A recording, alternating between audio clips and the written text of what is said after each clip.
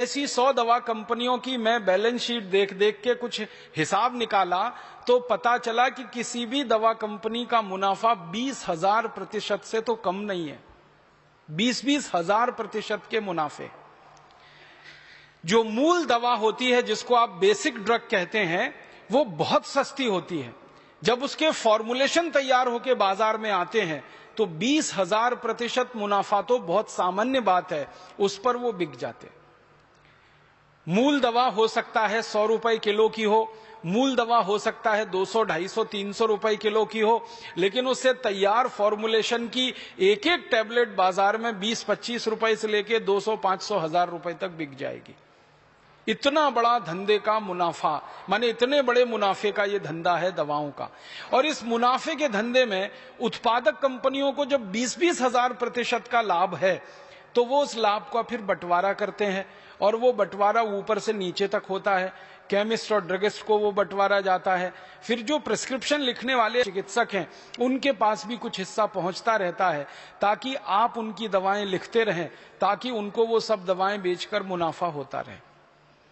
और इस तरह से ये सारा रैकेट तैयार हो जाता है। अब इस पूरे रैकेट में जो पिस रहा है वो साधारण आदमी है, गरीब आदमी है। भारत जैसे देश के बारे में तो विशेष बात है कि हमारा भारत देश इस समय 115 करोड़ लोगों का देश है। 115 करोड़ लोगों में 84 करोड़ लोगों की आमदनी एक दिन में 20 रुपए से कम है। जिस देश में 84 करोड़ लोग 20 रुपए से कम की आमदनी एक दिन में कर पाते हो, वहां के लोगों को दवाएं बेचना, और वो भी महंगी दवाएं बेचना, ये किसी भी बड़े अपराध से कम नहीं। यहां की तो व्यवस्था ऐसी होनी चाहिए कि सस्ती से सस्ती दवाएं कम से कम लागत पर, कम से कम मुनाफे पर लोगों के लिए उपलब्ध हों। लेकिन अभी बिल्कुल उल्टा हो गया है। महंगी से महंगी दवाएं ज्यादा से ज्यादा मुनाफे पर हमारे देश के लोगों के लिए उपलब्ध हैं। हमारे देश में गरीबी का आलम यह है कि भारत सरकार के आंकड़े बताते हैं कि कुल आबादी में मात्र 35% लोग ही हैं जो इलाज करने की स्थिति में हैं, माने जिनके पास थोड़ा बहुत पैसा है, जो आपके पास आ सकते हैं, आयुर्वेद के किसी चिकित्सक के पास जा सकते हैं, होम्योपैथी में जा सकते हैं, allopathy, homeopathy, biochemic, Ayurveda, magnet therapy, naturopathy, सब तरह की चिकित्सा व्यवस्थाओं का लाभ ले सकने की स्थिति में सिर्फ 35% लोग हैं। 65% लोग तो अभी भी अपनी बीमारी की स्थिति में किसी ओझा के पास जाते हैं, कोई झाड़ फूंक करने वाले के पास जाते हैं, और आप जानते हैं उसका दुष्परिणाम क्या होता है। वो ओझाओं के पास जा रहे हैं, झाड़ फूंक करने वालों के पास 65% लोग जा रहे हैं, तो इसके पीछे उनकी श्रद्धा और विश्वास का मामला नहीं है, मजबूरी का मामला है। क्योंकि उनके पास दवा खरीदने के लिए और किसी चिकित्सक के पास जाने के लिए उतने पैसे नहीं है। और दवा व्यवसाय में मुनाफाखोरी, कॉमर्शलाइजेशन इतना ज्यादा हो गया है कि कोई सस्ती दवा बाजार में उपलब्ध नहीं है। तो इन कारणों से हमारे देश का आम आदमी बहुत पिस रहा है और परेशानी में जी रहा है। जरूरत की दवाएं 450 और फॉर्मुलेशंस बिक रहे हैं 84,000। आप अंदाजा लगा सकते हैं कितने बड़े पैमाने पर यह गोरख धंधा चल रहा है। हमारे देश में समय समय पर सरकारों की तरफ से अलग अलग बार संसद में बयान दिए गए। संसद के दबाव में आकर समय समय पर सब कमेटीज बनाई गई, स्टैंडिंग कमेटीज बनाई गई, स्टीयरिंग कमेटीज बनाई गई इस विषय पर सरकार के द्वारा जांच करने के लिए, और हर बार नतीजा उसका शून्य ही निकला। कई बार संसद में यह हंगामा हुआ है कि भारत में इतनी गैर जरूरी और बेकार की दवाएं क्यों बिक रही हैं। तुरंत सरकार एक कमेटी बना देती है, वो स्टैंडिंग कमेटी हो सकती है, स्टीयरिंग कमेटी हो सकती है। 2-4 साल वो रिसर्च करती है, आंकड़े लगभग वैसे ही आते हैं कि फालतू दवाएं बहुत ज्यादा हैं, गैर जरूरी दवाएं बहुत ज्यादा हैं, तो अब इनको खत्म कैसे किया जाए। कमेटी उनके रिकमेंडेशंस देती है, लेकिन सरकार उस पर कुंडली मार के बैठ जाती है। एक भी कमेटी की बात को सरकार कभी मानती नहीं। कोई भी कंपनी जब गैर जरूरी दवाओं का, बेकार की दवाओं का व्यापार करती है तो उसकी सेटिंग हमारे देश के मंत्रियों से लेकर, सांसदों से लेकर अधिकारियों तक सबके साथ हो जाती है। कई बार तो यह देखा गया है कि संसद में किसी कंपनी के बारे में सवाल पूछा जाता है, कंपनी वाले तुरंत पहुंच जाते हैं सवाल पूछने वाले सांसदों के पास, और अगले ही दिन पता चलता है कि वो सवाल गायब हो गया, जिन्होंने पूछा था उन्होंने उसका उत्तर जानने से भी इनकार कर दिया। पता नहीं क्या लेन देन हुआ, कैसी सेटिंग हो गई। तो हमारे देश में करप्शन का लेवल इतना ऊंचा, भ्रष्टाचार का लेवल इतना ऊंचा, उस स्थिति में सरकार की तरफ से कोई प्रभावी काम नहीं हो रहा है इस दिशा में। और अगर नहीं हो रहा है तो क्या है, एक ही रास्ता बचता है, जो संवेदनशील और बुद्धिमान चिकित्सक हैं उनके सामने इस विषय को रखा जाए और शायद उसमें से कोई रास्ता निकाला जाए। यही एक अभीष्ट हो सकता है। इस दृष्टि से मैंने ये विषय आपके सामने उठाया। हमारे देश में जो फालतू की बेकार दवाएं बिक रही हैं, जिनको दुनिया के किसी देश ने बेचने से मना कर दिया। आपको एक जानकारी और देना चाहता हूं कि दुनिया में बांग्लादेश जैसे छोटे देश 50 से ज्यादा हैं, जिनकी आबादी 2 करोड़ के आसपास है। इन देशों ने भी इतने सख्त कानून बना रखे हैं कि वहां फालतू की गैर जरूरी दवाएं और खतरनाक दवाएं बिक नहीं पाती उनके बाजारों में। मुझे बहुत अफसोस है और दुख है ये कहते हुए कि जिन दवाओं को बांग्लादेश की सरकार ने भी बंद करा दिया है अपने बाजार में, वो दवाओं को भारत की सरकार बंद नहीं करा पा रही है अपने बाजार। जिन दवाओं को नेपाल की सरकार ने बंद करा दिया है अपने बाजारों में फालतू और गैर जरूरी मानकर, उन दवाओं को भारत सरकार बंद नहीं करा पा रही है अपने बाजार।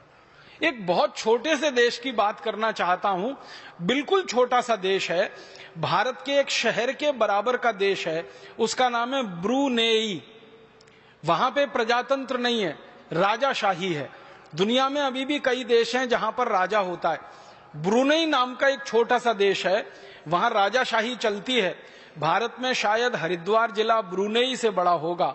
तो ब्रूनेई जैसे देश ने अपने नागरिकों के लिए कानून इतना सख्त बना रखा है कि वहां कोई भी कंपनी गैर जरूरी दवा नहीं बेच सकती, फालतू दवा नहीं बेच सकती, खतरनाक दवा नहीं बेच सकती।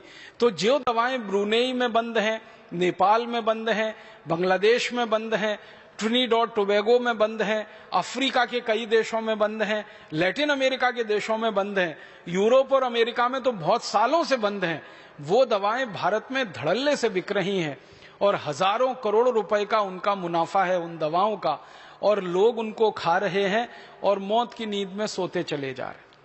हमारे देश की सरकार ने 63 साल की आजादी में जितनी भी कमेटियां बनाई हैं दवा के क्षेत्र में कोई निष्कर्ष निकालने के लिए, सभी कमेटियों का एक निष्कर्ष कॉमन है, वो ये कि भारत में गैर जरूरी, खतरनाक और बेकार की दवाएं खाकर जितने लोग मर जाते हैं, उतने लोग तो शायद इस देश में अपनी स्वाभाविक मौत नहीं मरते होंगे।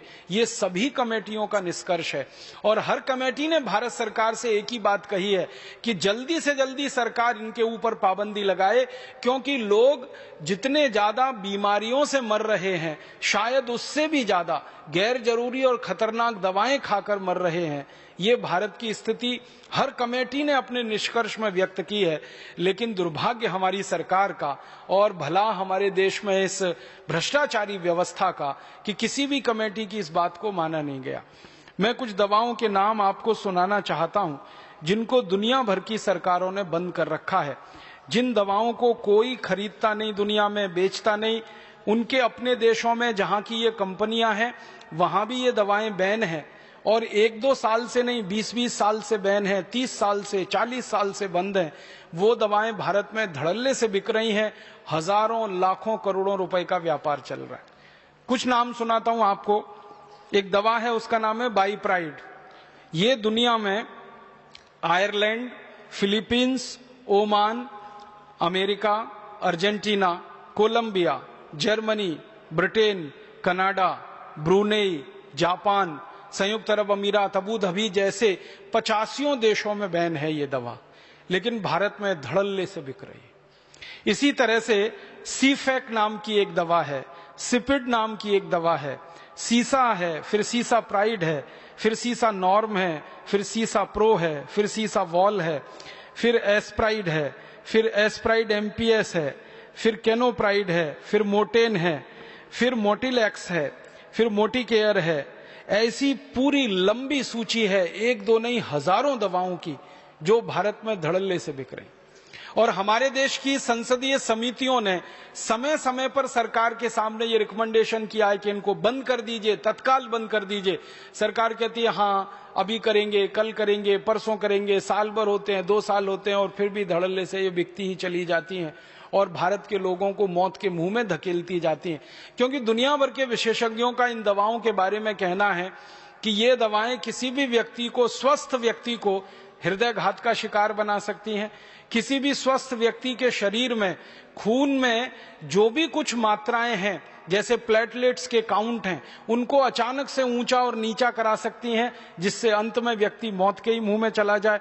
और कई तरह के शरीर में विकलांगता की स्थिति पैदा कर सकती हैं। 20 किस्म की विकलांगता इन दवाओं से जुड़ी हुई है। सबसे ज्यादा हृदयघात इन दवाओं से जुड़े हुए हैं। फालतू में हृदयघात लाने में ये दवाएं सबसे आगे हैं दुनिया में, लेकिन भारत में बिक रही हैं धड़ल्ले से। दुख है, दुर्भाग्य है हमारे देश के उन सभी मरीजों का जो इन दवाओं को खा रहे हैं और मौत के मुंह में समा जा रहे हैं। सरकार को जब भी ये सवाल पूछा जाता है संसद में कि गैर जरूरी दवाएं खाकर, बेकार की खतरनाक दवाएं खाकर हर साल कितने लोग मरते हैं, सरकार कभी भी उनका ठीक ठीक आंकड़ा नहीं दे पाती है। वो बात करते हैं हजारों में मरते हैं, लाखों में मरते हैं। जब सरकार को ठीक ठीक पूछा जाता है कि कितने लाख मरते हैं, तो सरकार के मंत्री का जवाब होता है कि आंकड़ा उपलब्ध नहीं है, आंकड़ा उपलब्ध नहीं है। 1991 से 2009 तक सतत संसद की लोकसभा में यह प्रश्न पूछा जा रहा है। हर साल कुछ मेंबर ऑफ पार्लियामेंट हैं जिनके मैं नाम नहीं लेना चाहता, जो सरकार को एक ही सवाल रिपीट करते हैं। करीब करीब हर सत्र में वो सवाल आ जाता है, वो यही होता है कि भारत सरकार बताए गैर जरूरी दवाओं से पिछले साल कितने लोगों की मौत हुई। भारत सरकार बताए खतरनाक दवाओं से पिछले साल कितने लोगों की मौत हुई। सरकार कहती है आंकड़े उपलब्ध नहीं। और आंकड़े क्यों उपलब्ध नहीं है? क्योंकि वो आंकड़े सरकार अगर जारी करे पूरे देश के सामने तो तमाचा सरकार के ही गाल पर पड़ता है। इसलिए ये कहकर छुट्टी पाली जाती है कि आंकड़े उपलब्ध नहीं है। हजारों में कभी बोल देते हैं, लाखों में कभी बोल देते हैं। लाख तो कुछ भी हो सकता है, 1 लाख से लेके 100 लाख तक लाखों में आता है, फिर उसके ऊपर 1 करोड़ से लेके 100 करोड़ तक करोड़ों में आता है, फिर उसके ऊपर 1 अरब से लेके अरबों में आता है। तो आंकड़े हजारों लाखों में सरकार के द्वारा बोले जाएं तो वो शोभा नहीं देता, लेकिन सरकार जानबूझ के ये सारी जानकारी छुपा के रखती है। और हमारे देश में जानकारी को निकालना सरकार के पास से बड़ा मुश्किल काम है। कई बार सरकार क्या कह देती है कि कुछ जानकारी बहुत संवेदनशील है और उसको वो क्लासिफाइड बोलकर ऐसा कह देते हैं कि ये किसी को नहीं दी जा सकती। एक कानून इस देश में चलता रहा बहुत लंबे समय तक, जो अभी थोड़े समय पहले ही खत्म हुआ, ऑफिशियल सीक्रेट एक्ट। उसमें कोई जानकारी डाल दी सरकार ने तो आप पूरी ताकत लगा दीजिए वो जानकारी निकलेगी ही नहीं बाहर। अभी थोड़े दिन से जब से ये राइट टू इंफॉर्मेशन की बात आई है तो ऑफिशियल सीक्रेट का मामला थोड़ा ढीला पड़ा है, लेकिन राइट टू इंफॉर्मेशन में भी कुछ जानकारी को संवेदनशील बोल के वो छुपा जाते हैं और बताते नहीं है। लेकिन भारत की सभी समितियां जो संसद के द्वारा बनी, मैंने उनकी रिपोर्ट्स देखी तो वो ये कहते हैं कि भारत में अपनी मौत जो मरने वाले लोग हैं उनसे ज्यादा जहरीली दवाएं खाकर, गैर जरूरी दवाएं खाकर मरने वालों की संख्या है इस देश में। फालतू की गैर जरूरी खतरनाक दवाएं जो दुनिया के 85 देशों में बंद हैं वो यहां बिक रही हैं और उनका व्यापार बड़े धड़ल्ले से चल रहा है। कुछ और है, इस दवाओं के नाम है एक्रोमाइसिन। एक दवा 40 साल से यूरोप और अमेरिका में बंद है, यहां भारत में लंबे समय तक बिकती रही है। फिर कभी बंद हुई सरकार के दबाव में तो दूसरे नाम से शुरू हो गई, फिर दूसरे नाम पर बैन कराया, तीसरे नाम से शुरू हो गई, तीसरे नाम पर बैन कराया, चौथे नाम से शुरू हो गई। यहां तो इतनी बड़ी धांधली है हमारे देश के दवा क्षेत्र में कि एक दवा को सरकार ने जबरदस्ती ऑर्डर देके बंद भी कर दिया तो वही दवा को नाम बदल के बाजार में फिर उन्होंने उतार दिया। थोड़ा मॉलिक्यूल में चेंज किया और उतार दिया फिर उसी को बाजार, क्योंकि कंपनियों को यह लगता है कि अच्छा धंधा और अच्छा मुनाफा उनको जरूरी दवाओं के व्यापार में न होके गैर जरूरी दवाओं के व्यापार में है, तो उसको वो क्यों छोड़ें। इसी तरह से एक्टिमॉल है, एडोल है, फिर हमारे पास अल्फा स्पिन है, अल्फा ट्रिप है, एल्जुरिल है। एक और दवा का नाम मैं आपसे बात करना चाहता हूं, याद आ गया, निमोसुलाइड। निमोसुलाइड के बारे में सारी दुनिया के विशेषज्ञ एक बात पर सहमत हो चुके हैं कि ये बहुत खराब और खतरनाक दवा है। ये जितने लोगों की जान बचाती है उससे ज्यादा तकलीफ में डाल देती है।